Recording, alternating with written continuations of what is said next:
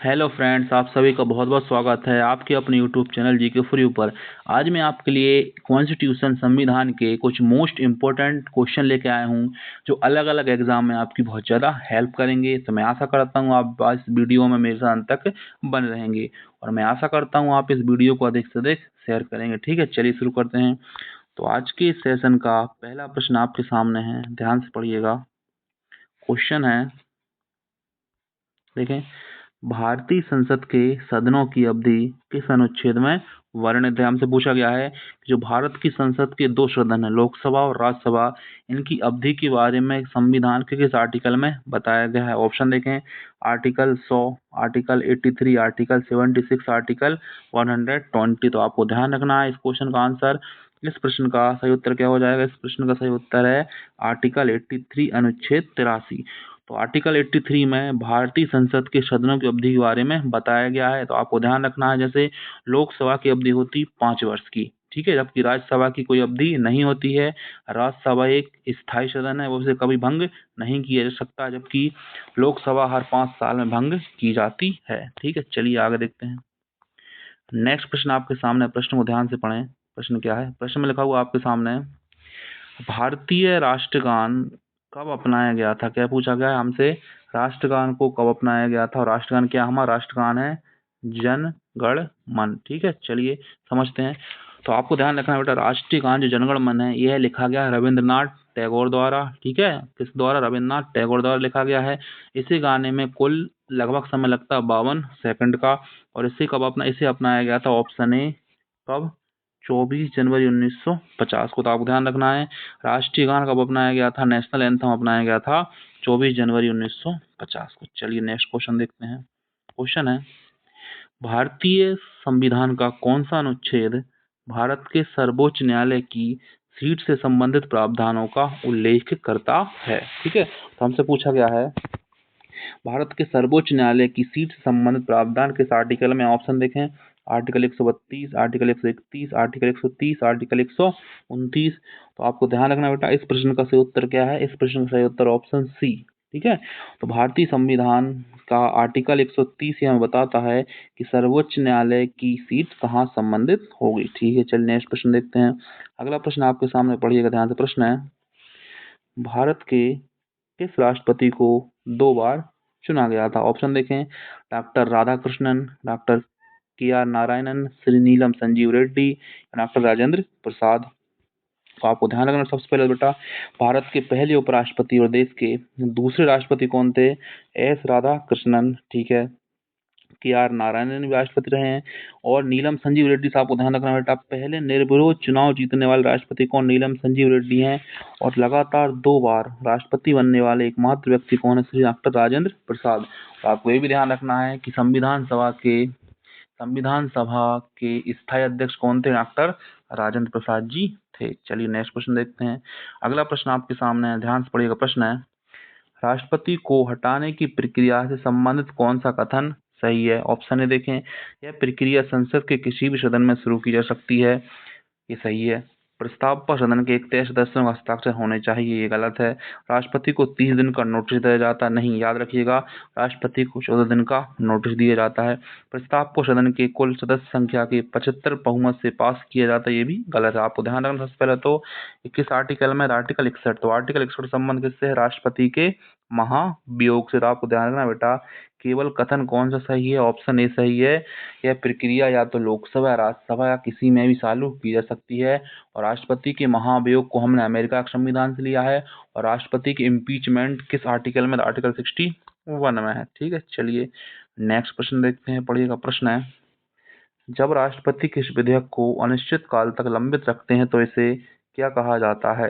संपूर्ण वीटो, निलंबन veto, pocket veto या सस्पेंशन वीटो? बेटा तो आपको ध्यान रखना है, इस प्रश्न का उत्तर क्या हो जाएगा? इस प्रश्न का उत्तर हो जाएगा ऑप्शन सी, पॉकेट वीटो। तो आपको ध्यान रखना है कि जब राष्ट्रपति किसी विधेयक पर हस्ताक्षर ना करें, उसे लंबे समय तक अपने पास रखें, तो ऐसे वीटो शक्ति को पॉकेट वीटो कहा जाता है। इसका सबसे अच्छा एग्जाम्पल 1986 में डॉक्टर ज्ञानी जैल सिंह द्वारा उपयोग किया गया था, याद रहेगा। और नागरिक संशोधन विधेयक पर डॉक्टर ज्ञानी जैल सिंह जी द्वारा पॉकेट वीटो का उपयोग किया गया था। ठीक है, चलिए नेक्स्ट प्रश्न देखते हैं। नेक्स्ट प्रश्न है आपके सामने, पढ़िएगा। प्रश्न है, लोकसभा की पहली महिला अध्यक्ष कौन थी? मीरा कुमार, सोनिया गांधी, सुषमा स्वराज जी, मार्gaरेट अल्वा। तो आपको ध्यान रखना बेटा, मीरा कुमार। भारत की लोकसभा की पहली महिला अध्यक्ष कौन रही हैं? श्रीमती मीरा कुमार जी रही हैं। ठीक है, चलिए आगे बढ़ते हैं, ध्यान रखेंगे आप सब। क्वेश्चन है, मंत्रिपरिषद किसके प्रति सामूहिक रूप से उत्तरदायी होती है? लोकसभा, संसद, लोकसभा राज्यसभा दोनों, भारत के राष्ट्रपति। तो आपको ध्यान रखना है, भारत का मंत्रिपरिषद किसके प्रति उत्तरदायी होता है? लोकसभा। इसका मतलब है जिस समय मंत्रिपरिषद स्थगित होती है उसी के साथ लोकसभा भी स्थगित हो जाती है, यानी लोकसभा का सीधा संबंध किससे है? तो मंत्रिपरिषद से है। ठीक है, चलिए नेक्स्ट क्वेश्चन देखते हैं। अगला प्रश्न आपके सामने पड़ेगा, निम्नलिखित में से किस राज्य में नागरिकों के लिए समान नागरिक संहिता यूसीसी लागू है? हमसे पूछा गया यूनिफॉर्म सिविल कोड लागू करने वाला राज्य कौन सा है? तो आपको ध्यान रखना है, ऑप्शन है मेघालय, केरला, हरियाणा या गोवा। तो आपको ध्यान रखना option D Goa. Side typing mistake आप सही कर लीजिएगा। तो क्या समान नागरिक संहिता यूनिफॉर्म सिविल कोड लागू करने वाला राज्य कौन सा है? तो गोवा है। ठीक है, चलिए नेक्स्ट क्वेश्चन देखते हैं। नेक्स्ट क्वेश्चन आपके सामने पढ़िएगा, क्या क्वेश्चन है, राज्यसभा को मनी बिल कितने दिनों के भीतर वापस करना होता है? 7 दिन, 10 दिन, 14 दिन या 21 दिन। तो आपको ध्यान रखना बेटा, पहली बात तो क्वेश्चन पूछा जाता है कि कोई बिल मनी बिल है या नहीं, यह निर्णय कौन लेते हैं? तो यह निर्णय लेते हैं लोकसभा के अध्यक्ष, और यह मनी बिल हमेशा सबसे पहले पेश किया जाता है लोकसभा में। ठीक है, और इसके बाद कहाँ भेजा जाता है? इसे राज्यसभा में। राज्यसभा इसे अपने पास 14 दिन तक केवल रख सकता है, अपने सुझाव दे सकता है, लेकिन इन सुझावों को मानने के लिए लोकसभा तत्पर नहीं होती है, उसे मानने के लिए बाध्य नहीं होती है, किंतु 14 दिन तक इसे राज्यसभा में रखना होगा और 14 दिन बाद स्वतः ही पारित मान लिया जाएगा। याद रहेगा, तो 14 दिन इसका सही आंसर हो जाएगा। चलिए नेक्स्ट क्वेश्चन देखते हैं। नेक्स्ट क्वेश्चन आपके सामने पढ़िएगा, भारतीय संविधान के किस अनुच्छेद के तहत राज्य निर्वाचन आयोग का गठन किया जाता है? तो अगर हमसे पूछता केंद्रीय निर्वाचन आयोग किस अनुच्छेद में, तो हम याद रखते आर्टिकल 324। 324 में केंद्रीय निर्वाचन आयोग है, और हमसे पूछा गया है राज्य निर्वाचन आयोग किस अनुच्छेद में है? तो आपको ध्यान रखना है आर्टिकल 243 के। तो आर्टिकल 243 के का संबंध किससे है? राज्य निर्वाचन आयोग से। ठीक है, चलिए नेक्स्ट क्वेश्चन देखते हैं, पढ़िएगा, किस समिति ने पंचायती राज को संविधान दर्जा देने की सिफारिश की थी? ऑप्शन देखें, बलवंतराय मेहता समिति, एल.एम. सिंघवी समिति, अशोक मेहता समिति या सरकारिया आयोग। तो आपको ध्यान रखना है, मोस्ट इम्पोर्टेंट क्वेश्चन है, एल.एम. सिंघवी समिति। तो याद रहेगा, किस समिति की अनुशंसा पर 73वां संविधान संशोधन लागू किया गया था? किसके द्वारा? एल.एम. सिंघवी समिति के द्वारा लागू किया गया था, याद रहेगा। और इससे क्या हुआ? इससे 11वीं अनुसूची में पंचायतों को संविधान दर्जा प्रदान किया गया। ठीक है, चलिए नेक्स्ट क्वेश्चन देखते हैं, पढ़िएगा प्रश्न को, चेन्नई राज्य बनाम चंपाकम दोहरे राजन मामले में सर्वोच्च न्यायालय के निर्णय के परिणाम स्वरूप किस मौलिक अधिकार में संशोधन किया गया था? ऑप्शन पढ़ें, समानता का अधिकार, अभिव्यक्ति स्वतंत्रता का अधिकार, भेदभाव के विरुद्ध अधिकार, जीवन और व्यक्तिगत स्वतंत्रता का अधिकार। ठीक है, तो आपको इस प्रश्न का उत्तर ध्यान रखना है ऑप्शन ए, समानता का अधिकार। याद रहेगा, तो चेन्नई राज्य बनाम चंपकम दोहरे राजन केस में किस मौलिक अधिकार में संशोधन किया गया था? तो समानता का अधिकार आर्टिकल 14 में। ठीक है, चलिए नेक्स्ट पढ़ते हैं। क्वेश्चन है, पढ़िएगा, राष्ट्रीय बाल अधिकार संरक्षण आयोग की स्थापना कब हुई? 2005, 2006, 2007 या 2008। तो आपको ध्यान रखना है, इस प्रश्न का सही उत्तर है ऑप्शन सी, 2007। याद रहेगा, तो राष्ट्रीय national commission for protection of child right की स्थापना कब हुई? 2007 में की गई थी। ठीक है, चलिए नेक्स्ट क्वेश्चन पढ़िएगा। प्रश्न है, भारतीय संविधान का अनुच्छेद 385 किससे संबंधित है? बच्चों की शिक्षा के लिए, प्राथमिक स्तर पर मातृभाषा में पढ़ाई की सुविधा, धार्मिक अल्पसंख्यकों का संरक्षण, संसद में राजभाषाओं के प्रावधान। आपको ध्यान रखना, इस प्रश्न का सही उत्तर क्या हो जाएगा? इस प्रश्न का सही उत्तर ऑप्शन बी, प्राथमिक स्तर पर मातृभाषा में पढ़ाई की सुविधा। ठीक है, चलिए नेक्स्ट प्रश्न आपके सामने, प्रश्न को आपको ध्यान से पढ़ना बेटा। प्रश्न है, क्या क्वेश्चन पढ़ें? क्वेश्चन है, भारतीय संविधान का आर्टिकल 143 किससे संबंधित है? हमसे पूछा है। Article 143 of the Indian constitution is related to which of the following? Question पढ़ें, ऑप्शन पढ़िए। संसद को भंग करने की राष्ट्रपति की शक्ति, सर्वोच्च न्यायालय से परामर्श लेने की राष्ट्रपति की शक्ति, संविधान संशोधन की शक्ति संसद की शक्ति, सर्वोच्च न्यायालय की रिट जारी करने की शक्ति। तो आपको ध्यान रखना बेटा, मोस्ट से मोस्ट इंपोर्टेंट है, राष्ट्रपति की शक्तियों में आता है। तो क्या आंसर होगा? सर्वोच्च न्यायालय से परामर्श लेने की राष्ट्रपति की शक्ति आर्टिकल 143 में है। चलिए क्वेश्चन पढ़ें। के नजीब बनाम भारत संघ मामले में भारतीय संविधान किस अनुच्छेद के अधिकारों का उल्लंघन की बात की गई थी? ऑप्शन क्या क्वेश्चन? के नजीब बनाम भारत संघ मामले में भारतीय संविधान के किस अनुच्छेद के उल्लंघनों की बात की गई थी? अनुच्छेद 19, अनुच्छेद 21, अनुच्छेद 32, अनुच्छेद 14। तो आपको ध्यान रखना बेटा, मोस्ट से मोस्ट इंपोर्टेंट क्वेश्चन है। आर्टिकल क्या होगा answer? Option B article 21। Article 21 में आपको ध्यान रखना, इसमें क्या है? इसमें है राइट टू प्राइवेसी, निजता का अधिकार या प्राण एवं दैहिक स्वतंत्रता का अधिकार का संबंध किससे? आर्टिकल 21 से है। ठीक है, चलिए नेक्स्ट क्वेश्चन पढ़ते हैं। प्रश्न है, पढ़िएगा बेटा ध्यान से। यूपीएससी एक संवैधानिक निकाय है जो संघ और राज्य सेवाओं में नियुक्तियों के लिए परीक्षाएं आयोजित करता है। यह किस अनुच्छेद के अंतर्गत आता है? ऑप्शन पढ़ें। अनुच्छेद 324, अनुच्छेद 332, अनुच्छेद 328, अनुच्छेद 320। तो आपको ध्यान रखना बेटा, यूपीएससी एक संवैधानिक निकाय है जो संघ और राज्य सेवा नियुक्तियों के लिए परीक्षा आयोजित करता है। ये किस अनुच्छेद में आता है? तो आपको ध्यान रखना बेटा, इसका आंसर हो जाएगा ऑप्शन डी, एक आर्टिकल 320। याद रहेगा। चलिए नेक्स्ट क्वेश्चन पढ़ते हैं, पढ़िएगा। भारतीय संविधान का कौन सा अनुच्छेद अनुसूचित जाति, अनुसूचित जनजाति और अन्य कमजोर वर्गों की शैक्षणिक और आर्थिक हितों की बढ़ावा देने से संबंधित है? ऑप्शन पढ़ें। अनुच्छेद 47, अनुच्छेद 48, अनुच्छेद 45 या अनुच्छेद 46। तो आपको ध्यान रखना बेटा, मोस्ट से मोस्ट इंपोर्टेंट क्वेश्चन सॉल्व कर रहे हैं इस समय। इस प्रश्न का उत्तर क्या है? ऑप्शन डी आर्टिकल 46, आर्टिकल 46 इससे संबंधित है, SC ST और अन्य वर्गों से। ठीक है, चलिए नेक्स्ट क्वेश्चन देखते हैं।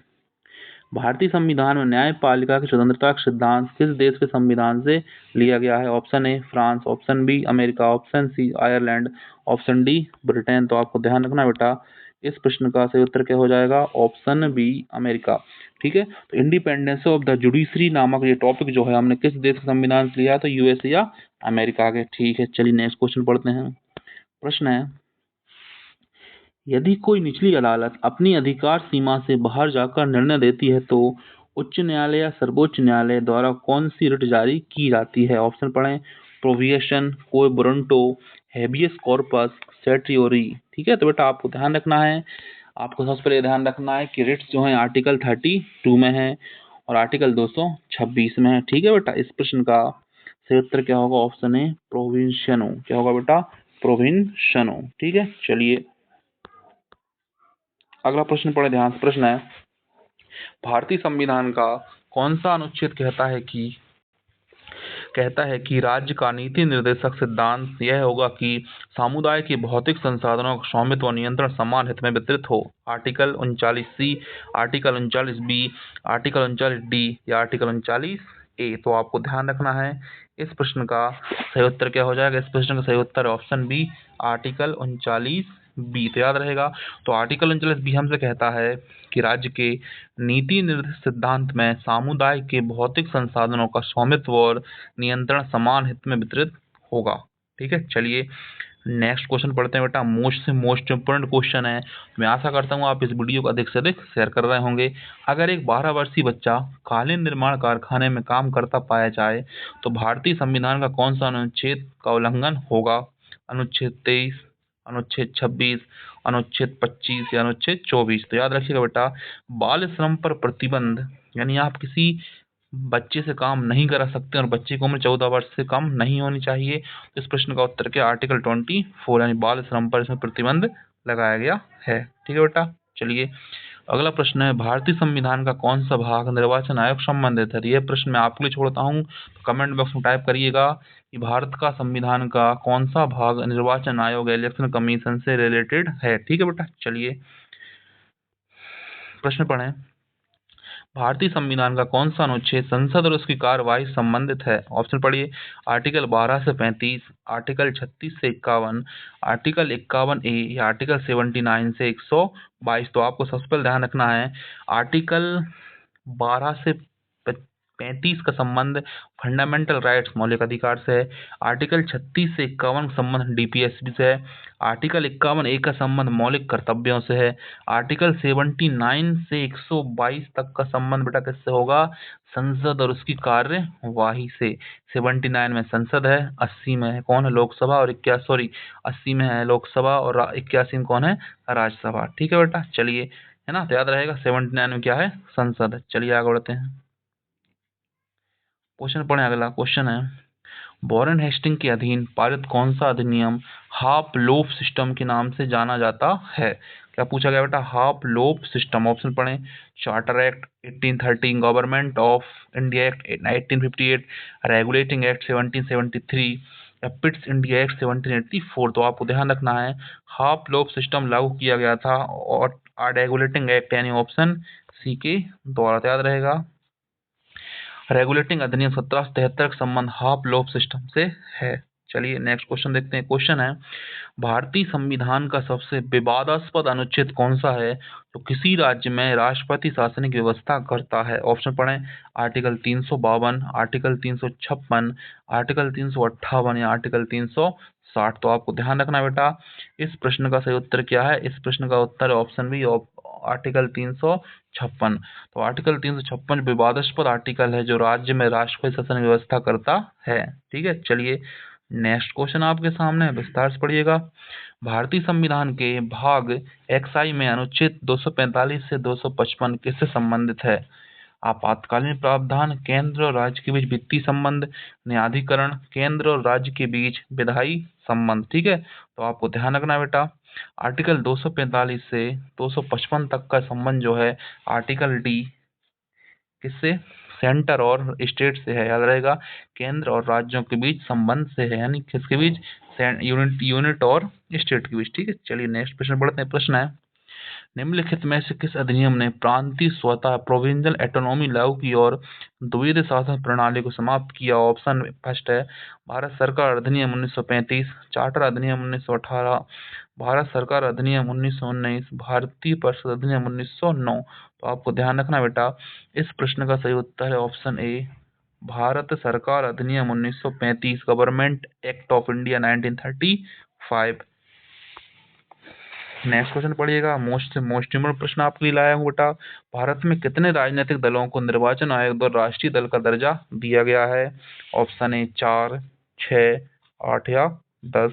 तो कितने दलों को निर्वाचन आयोग द्वारा राष्ट्रीय दल का दर्जा प्राप्त है? आर्टिकल 6 अनुच्छेद कितने? तो 6। ऑप्शन भी सही हो जाएगा। तो 6 दलों को निर्वाचन आयोग द्वारा राष्ट्रीय दल का दर्जा प्राप्त है। ठीक है, चलिए नेक्स्ट क्वेश्चन पढ़िएगा। क्वेश्चन है 1792 में भारत में दारोगा प्रणाली किस गवर्नर जनरल द्वारा लागू की गई थी? ऑप्शन पढ़ें। Lord William Bentinck, Lord Mayo, Lord Cornwallis या लॉर्ड मिंटो। तो आपको ध्यान रखना है इस प्रश्न का सही उत्तर क्या हो जाएगा? इस प्रश्न का सही उत्तर ऑप्शन सी, लॉर्ड कॉर्नवालिस। ठीक है, तो आपको ध्यान रखना है लॉर्ड कॉर्नवालिस के समय ही यूपीएससी के एग्जाम पहली बार भारत में कराए गए थे 21 अप्रैल 1793 को, और इसी के द्वारा कलेक्टर पद का सृजन किया गया था और यही भारत में क्या लेके आया था? दारोगा प्रणाली। ठीक है, चलिए आगे बढ़ते हैं। नेक्स्ट प्रश्न आपके सामने, भारत में राजनीतिक दलों के बारे में कौन सा कथन सही है? दल का दर्जा संसद द्वारा दिया जाता है, दल का प्रतीक राष्ट्रपति द्वारा दिया जाता है, सभी दल सुप्रीम कोर्ट में पंजीकृत हैं, भारत में बहुदलीय प्रणाली है जो राज्य का भारत में बहुदलीय प्रणाली है जो राज्य या क्षेत्रीय स्तर पर वर्गीकृत है। तो आपको ध्यान रखना है इस प्रश्न का उत्तर सही क्या हो जाएगा? ऑप्शन डी, भारत में बहुदलीय प्रणाली है जो राष्ट्रीय, राज्य या क्षेत्रीय स्तर वर्गीकृत है, ये सही है। और दल का दर्जा चुनाव आयोग देता है, दल का प्रतीक चुनाव आयोग देता है। ठीक है, चलिए नेक्स्ट क्वेश्चन पढ़ते हैं बेटा, मोस्ट इम्पोर्टेंट है। निम्न में से कौन सा भारतीय संविधान की विशेषता नहीं है? ऑप्शन फर्स्ट पढ़ें। सार्वभौमिक वयस्क मताधिकार बिल्कुल है, हम सबको वयस्क मताधिकार प्राप्त है, हम मतदान कर सकते हैं। दोहरी नागरिकता ये बिल्कुल गलत है, आपको ध्यान रखना बेटा। भारत में एकल नागरिकता का प्रावधान है जो ब्रिटेन से लिया गया। स्वतंत्र न्यायपालिका है, बिल्कुल। कठोर और लचीलेपन का मिश्रण, भारत का संविधान ना तो कठोर ना ही लचीला है, तो कौन सी विशेषता गलत हो जाएगी? तो ड्यूअल सिटीजनशिप, दोहरी नागरिकता। ठीक है, चलिए नेक्स्ट प्रश्न सामने आपके पढ़िएगा ध्यान से। प्रश्न है, भारतीय संविधान का कौन सा अनुच्छेद राज्य सरकार को कानूनी मामलों में सलाह देने का कार्य राज्य के अधिवक्ता को सौंपता है? ठीक है, तो हमसे पूछा गया है राज्य का महाधिवक्ता किस अनुच्छेद में होता है? ऑप्शन फर्स्ट पढ़ें, अनुच्छेद 165, अनुच्छेद 168, अनुच्छेद 166 या अनुच्छेद 167। तो आपको ध्यान रखना बेटा, आर्टिकल 165 सही हो जाएगा। तो आर्टिकल 165 का संबंध किससे है? राज्य के महाधिवक्ता से है। ठीक है, चलिए नेक्स्ट क्वेश्चन पढ़ते हैं। प्रश्न है, क्या प्रश्न है? भारतीय संविधान के अनुसार भारत के सुप्रीम कोर्ट में अधिकतम कितने अन्य न्यायाधीश नियुक्त किए जा सकते हैं? According to the Indian constitution, what is the maximum number of other जजेस including the chief justice in the supreme court of Indian appoint by the president of India? इस प्रश्न का सही उत्तर क्या हो जाएगा? ऑप्शन बी 33 याद रहेगा। सुप्रीम कोर्ट में अधिकतम कितने अन्य न्यायाधीश नियुक्त किए जा सकते हैं? तो 33 अन्य न्यायाधीश नियुक्त किए जा सकते हैं। ठीक है, चलिए आगे बढ़ते हैं। अगला प्रश्न आपके सामने, प्रश्न को ध्यान से पढ़िएगा। जनहित याचिका की अवधारणा कहाँ से उत्पन्न हुई है? ऑप्शन पढ़ें, आइसलैंड, अमेरिका, न्यूजीलैंड और स्विट्जरलैंड। तो आपको ध्यान रखना बेटा, जनहित याचिका किस देश से ली गई है? तो ऑप्शन ए सही हो जाएगा, अमेरिका। तो याद रहेगा, तो जनहित याचिका का संबंध किससे है? जनहित याचिका का संबंध किससे है? तो अमेरिका देश से है। ठीक है, चलिए नेक्स्ट क्वेश्चन देखते हैं। प्रश्न है, निम्नलिखित में से कौन संसद की कार्यवाही का उपकरण नहीं है? ऑप्शन पढ़ें, हाफ एन आवर डिस्कशन, आधा घंटा चर्चा, फुल डे डिस्कशन, पूरे दिन की चर्चा, 2 आवर शॉर्ट डिस्कशन, 2 घंटे की लघु चर्चा, या 0 आवर डिस्कशन, शून्यकाल चर्चा। तो आपको ध्यान रखना है, इस प्रश्न का सही उत्तर क्या हो जाएगा? इस प्रश्न का सही उत्तर हो जाएगा क्या? पूरे दिन की चर्चा, ऑप्शन बी। क्लियर है? तो आंसर क्या? पूरे दिन की चर्चा, ऑप्शन बी। ठीक है, चलिए नेक्स्ट क्वेश्चन पढ़ते हैं। प्रश्न आपके सामने, निम्न में से कौन भारतीय नागरिकों का निम्न में से कौन भारतीय नागरिक का मौलिक अधिकार नहीं है? ऑप्शन पढ़ें, 5 वर्षों की अनिवार्य राष्ट्रीय सेवा, स्वतंत्र संग्राम से प्रेरित आदर्शों का पालन करना, वैज्ञानिक दृष्टिकोण और सुधार की भावना विकसित करना, अगला है सार्वजनिक संपत्ति रक्षा करना और हिंसा से दूर रहना। तो आपको ध्यान रखना बेटा, आंसर क्या कर सही गलत है? तो ऑप्शन बी। तो भारत में 5 वर्षों की अनिवार्य राष्ट्रीय सेवा ऐसा कोई मौलिक कर्तव्य दर्शाया नहीं गया है। ठीक है, चलिए अगला क्वेश्चन पढ़ते हैं, पढ़िएगा। एक छात्र अपने स्कूल प्रोजेक्ट के लिए पार्क में उपयोग के लिए घर का कंपोस्ट बनाने की प्रक्रिया सीख रहा है। वह किस मौलिक अधिकार कर्तव्य का पालन कर रहा है? सार्वजनिक संपत्ति की रक्षा करना, हिंसा से दूर रहना, व्यक्तिगत और सामूहिक गतिविधि में उत्कृष्टता की ओर प्रयास करना। ठीक है, अगला है प्राकृतिक पर्यावरण रक्षा और सुधार करना, वैज्ञानिक दृष्टिकोण, मानवता और खोज की भावना को विकसित करना। ठीक है, तो इस प्रश्न का सही उत्तर ऑप्शन सी, क्या? प्राकृतिक पर्यावरण और सुधार करना। चलिए आगे बढ़ते हैं। नेक्स्ट क्वेश्चन आपके सामने है, भारतीय संविधान का कौन सा अनुच्छेद राज्य सरकार के व्यवसाय के संचालन से संबंधित है? Option A article 164, option B 167, article C 166, article D 177। तो इस प्रश्न का सही उत्तर क्या है? Option C 166। ठीक है, राज्य सरकार के व्यवसाय के संचालन के संबंधित कौन है? Article C 166। ठीक है, चलिए नेक्स्ट क्वेश्चन पढ़िएगा ध्यान से बेटा। नेक्स्ट क्वेश्चन क्या है? 1909 के पार्लियामेंटो अधिनियम संबंधित निम्नलिखित कथनों पर विचार कीजिए। ऑप्शन ए, इसे भारतीय परिषद अधिनियम 1909 भी कहा जाता है। इसमें विधान परिषदों की संख्या बढ़ाई गई थी।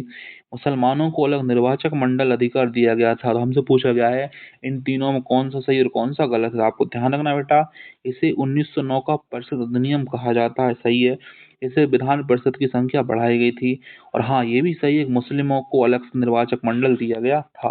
तो आंसर क्या है? ए बी सी तीनों सही हो जाएंगे। ठीक है, चलिए अगला पढ़ें। महालेखाकार कंप्ट्रोलर एंड ऑडिटर जनरल किस संगठन का प्रमुख होता है? पहला क्वेश्चन पढ़ें, भारतीय सिविल सेवा संगठन, भारतीय लेखा और अंकेक्षण विभाग, नियंत्रक, महालेखा परीक्षक, भारतीय चार्टर्ड अकाउंटेंट संस्थान। तो आपको ध्यान रखना है ऑप्शन बी सही हो जाएगा, भारतीय लेखा और अंकेक्षण विभाग।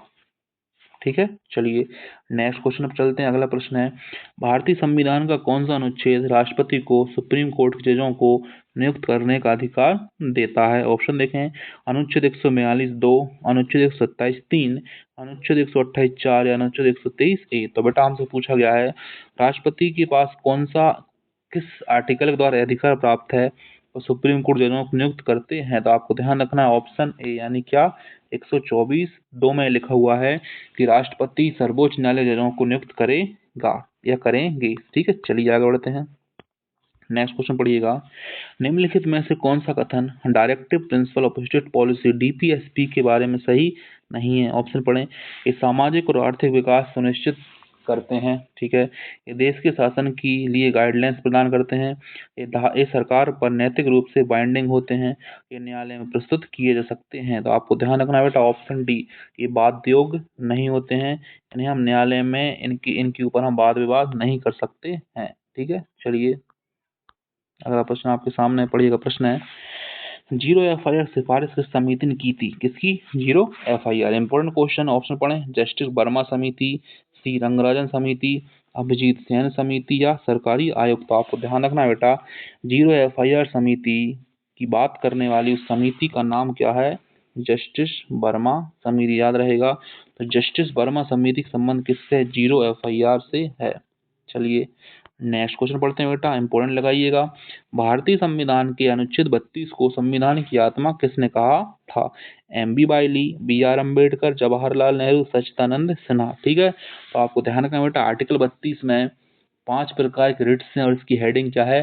संवैधानिक अधिकारों का उपचार। ठीक है, यह इसे आत्मा कहा था डॉक्टर भीमराव अम्बेडकर जी के द्वारा। ठीक है, चलिए अगला प्रश्न है, किस संविधान संशोधन ने राष्ट्रपति द्वारा लोकसभा में तो एंग्लो इंडियन सदस्यों की नामांकन प्रावधान को समाप्त कर दिया था? हमसे पूछा है कि तो एंग्लो इंडियन को जो लोकसभा में भेजा जाता था राष्ट्रपति ने किस कॉन्स्टिट्यूशनल अमेंडमेंट द्वारा रिमूव कर दिया है? ऑप्शन पढ़िए, 102वां संविधान संशोधन अधिनियम, 103वां संविधान संशोधन अधिनियम, 104वां संविधान संशोधन अधिनियम या 105वां संविधान संशोधन अधिनियम। इसका सही उत्तर बेटा 104वां संविधान संशोधन अधिनियम। ठीक है, चलिए नेक्स्ट क्वेश्चन पढ़िएगा, स्पेशल कैटेगरी स्टेटस सबसे पहले किस वित्त आयोग की सिफारिश के तहत शुरू किया गया था?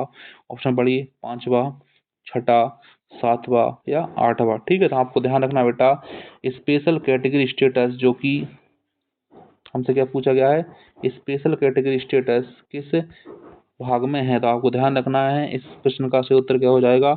इस प्रश्न का सही उत्तर हो जाएगा ऑप्शन कितना? ए, 5वां। ठीक है, तो स्पेशल कैटेगरी स्टेटस किसके द्वारा है? तो ऑप्शन ए 5वां के द्वारा। ठीक है, चलिए अगला पढ़िए, ऑटोनोमस डिस्ट्रिक्ट काउंसिल और ऑटोनोमस रीजनल काउंसिल भारतीय संविधान की किस अनुसूची के अंतर्गत हैं? अनुसूची 5, अनुसूची 6, अनुसूची 11 या अनुसूची 12। ठीक है, तो आप सभी को अच्छे ध्यान रखना होगा।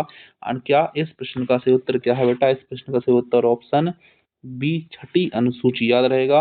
अनुसूची 11 हम पंचायतें हैं और अनुसूची 12 हम नगर पालिकाओं के बारे में है। ठीक है, चलिए अगला प्रश्न आपके सामने है, भारतीय संविधान का कौन सा अनुच्छेद कहता है कि राज्य का नीति निर्देशक सिद्धांत यह होगा कि समुदाय के भौतिक संसाधनों का स्वामित्व और नियंत्रण का समान वितरण कर सके? ठीक, ये क्वेश्चन हम अभी पढ़ चुके हैं, तो मैं आशा करता हूँ आपको ये सेशन सही लगा होगा। इस प्रश्न का उत्तर आपको कमेंट बॉक्स में टाइप कर देना है और साथ ही आपको कमेंट बॉक्स में यह भी टाइप करना है कि अगले किस टॉपिक के ऊपर हमें अगला सेशन लेकर आना है। ठीक है, तो वीडियो को अधिक से अधिक आप शेयर कीजिए। बहुत बहुत